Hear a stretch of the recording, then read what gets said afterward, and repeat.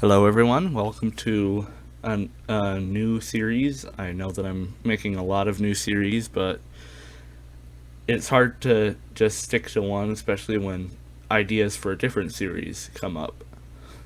Now, today, what our series is going to be is what if Deku was a Zealot? Now, for those of you who don't know, I am referencing the starter unit of Protoss inside of a game called StarCraft 2. For those who haven't seen my what if Deku had Kerrigan's powers or abilities, whatever I called it.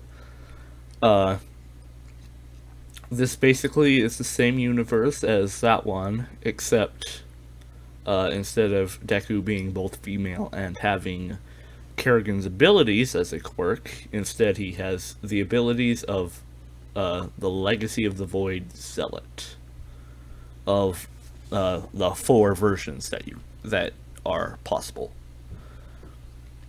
These include the regular Zealot, the Centurion Zealot, the Sentinel Zealot, and the Ire Zealot. The Centurion is a kind of shadowy version of the Zealot. The Sentinel is a robotic version of the Zealot, and the Ire version of the Zealot is a more honor guard kind of Zealot.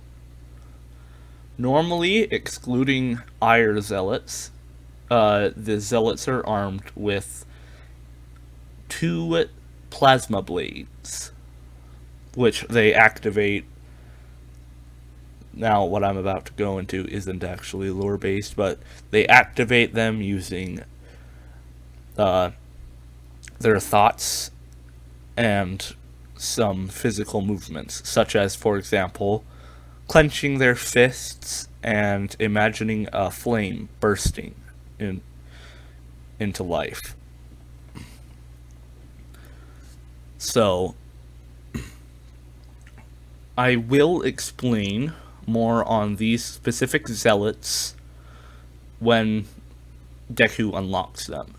He starts off as a regular zealot, so that's automatically going to be having information given to it. Now, let us begin this episode. The day starts like any other would for any 4-year-old, Izuku Midoriya. Except, unbeknownst to Izuku or anyone else, he would be getting his quirk soon. Deku would be excited due to the fact that he can watch his favorite All Might video during computer time. People would be walking around and speaking to each other, buying and selling things, just having a good time. Izuku and Inko Midoriya would be getting some groceries before they head to the quirk doctor to check Izuku's quirk. They gather some ingredients for dinners and other meals, and after dropping them off at home, they drive to the quirk doctor.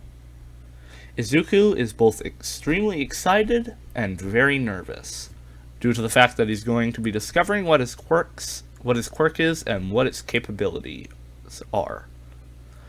Deku, after a bit of squirming nervously, would finally discover what his quirk is, as he and his mom approached the waiting room. Deku hadn't felt any signs of a quirk as of yet, or not any visible ones, to him at least.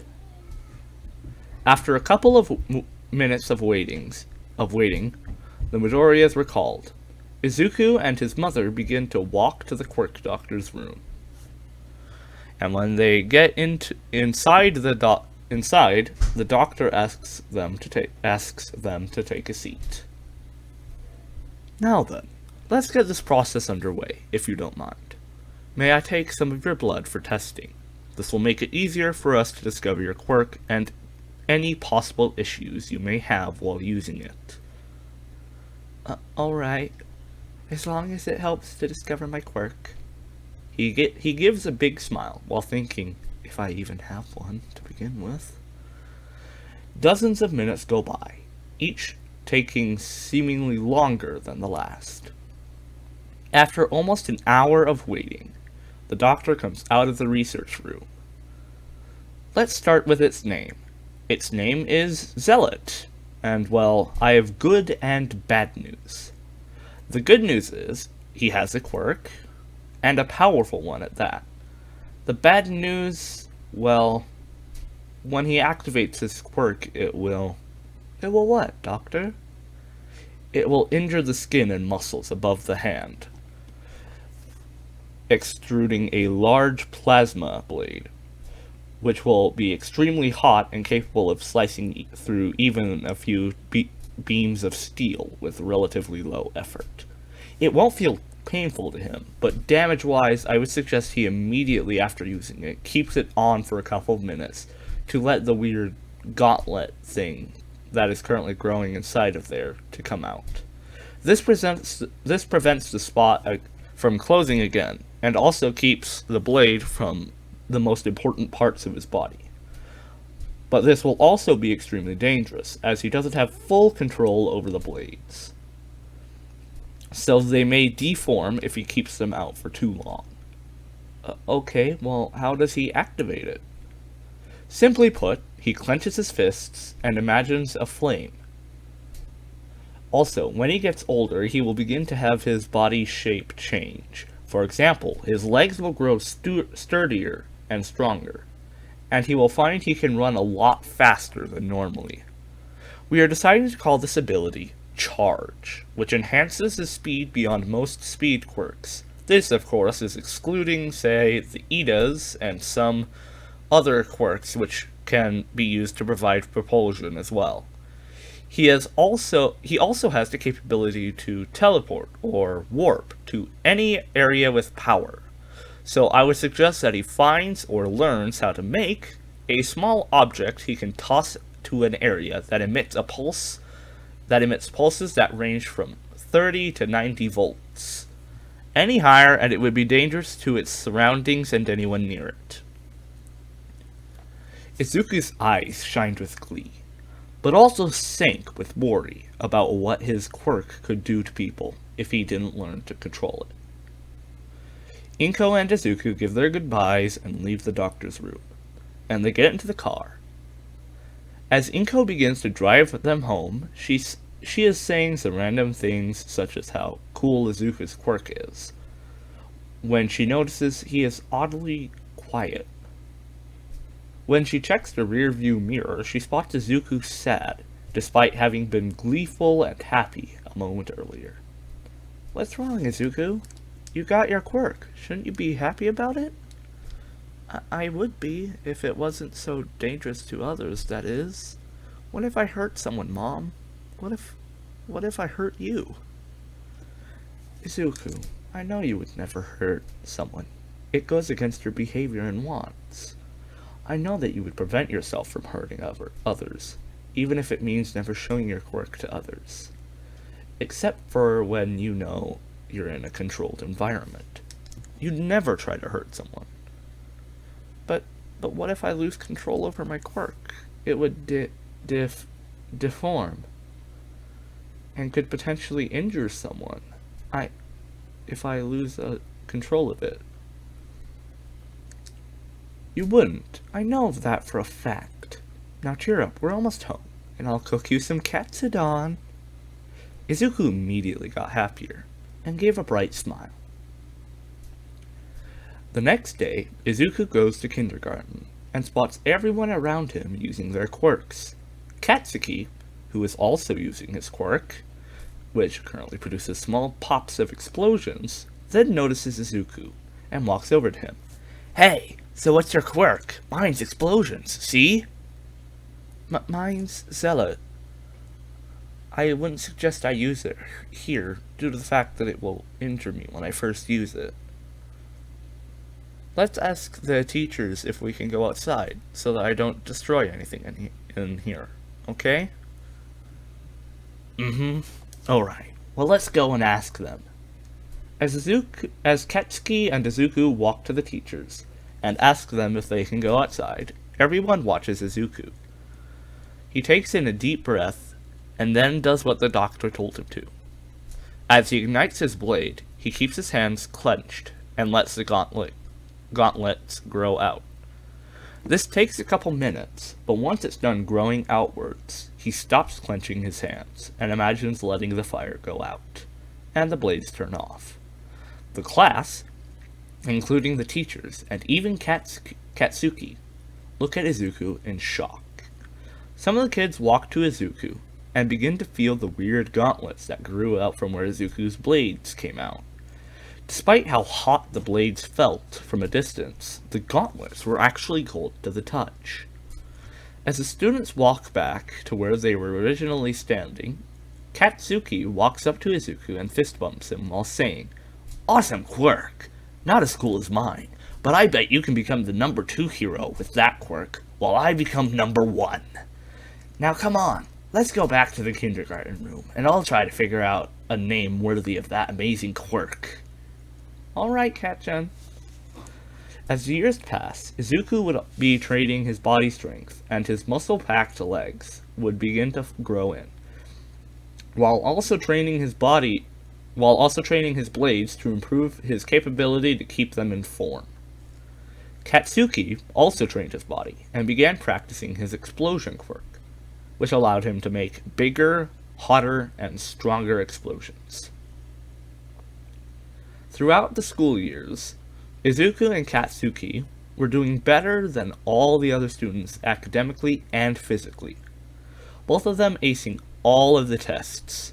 Over the years, Izuku gained the nickname Artanis, or Artie for short, from Katsuki.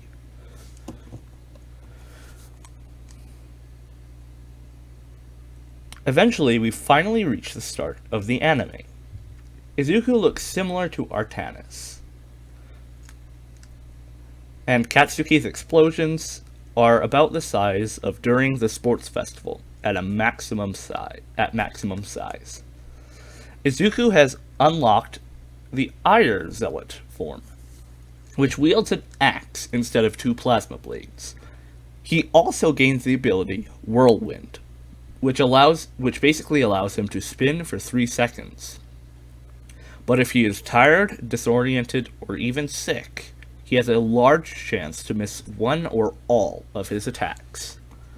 He and Katsuki often call this form the Spin Lot, due to the fact that it is a spinning zealot. During the end of middle school, the same scene plays out, except for when it gets to the UA part, in which Bakugo instead says, Don't lump us in with the rest of these rejects. They'd be lucky to be accepted by a busted D-lister." Heh. Huh? You think you're better than us, Katsuki? Come on, I'll take you all on. Now, class. Bakugo, you have some amazing grades, along with Midoriya. On top of that, you two are the most fit in this entire class. Maybe you two will have a chance at getting into UA. Really? Are they trying out for the national school? I heard they only have a 2% acceptance rate. Of course we do. We aced the mock exams. We're the only ones at this school who have a chance of getting in. We'll be more popular than even All Might, and I'll be the richest hero of all time. Everyone across the world will know who we are, and it all starts with UA High. Don't you also want to go to UA too? Right? The class turns to the unknown person and begins to burst out laughing. Everyone except Midoriya and Bakugo and the unknown person. Bakugo begins to walk towards the person when he is stopped by Izuku, who then walks up to the person. He taps his finger on their desk, grabbing the attention of everyone, including the person, somehow. He looks to the teacher, who nods, as they both begin to walk out of class. Listen, I know you want to go to UA, but you need to get stronger. After all, without a quirk, it will be extremely hard. Not impossible, but very hard, regardless of what people tell you. My offer still stands, Melissa. All you need to do is accept it. I will train you and get you stronger while you help me work on the rest of my suit. I want to. But what about Bakugo and the others? Wouldn't they get mad at you for helping out someone quirkless like me to get into UA? I don't care what they would think about me. I'm tired of this school putting people's hopes down just because they're quirkless. After all, the only thing that makes you different from us is that you have to work much harder. How about this? I train you, you make me armor, and we can work out trying to make you a weapon, similar to my own blades. Okay. I'll take your offer. But what weapon should we make for that? We'll find out when the time comes. Until then, let's go back to class. Then meet me at the forest for training your senses. Then we will move to Takoba Musinipal Beach Park for your endurance and muscle strength improvement. Okay? Alright. Ilsa gives a small smile. After the school day ends, Izuku and Melissa go to the forest, and they begin her sense training. After several hours of training, they move to the beach, and Melissa begins to clean parts of the beach. All Might, who is walking around in his Small Might form, notices Melissa and Deku cleaning the beaches. Deku seemed to be telling Melissa what to clean and where to put it. After a bit of cleaning large objects, he begins to have Melissa throw tires and other thin objects into his blades, incinerating them, leaving no trace of them ever being there. All Might then recognizes who the girl is. Melissa Shield, the daughter of his friend. He begins to walk over to them, and eventually he gets noticed by Melissa, who exclaims, "Uncle Might! What are you doing here? I thought you were in Tokyo." I was, but some issues arose here, so I came here. Wait, should we be talking about this in front of him? It's fine. Besides, what's harmful about letting him see you like this? I doubt he even recognizes you. So I think we're fine. Izuku, listening to this conversation, began thinking, Uncle Might? Why would she call him that? I mean, there's no way that is All Might, right? He's too scrawny and shriveled. I'll ask her later. Melissa, we need to go back to training. You're still trying to get into UA, remember? Remember? Right! Exclaimed Melissa. Well, see you later, Uncle Might. See you soon as well. Now I have to be off. And that is where we will end off this episode. I hope that you enjoyed, and I hope that this video will be well received. See you next time.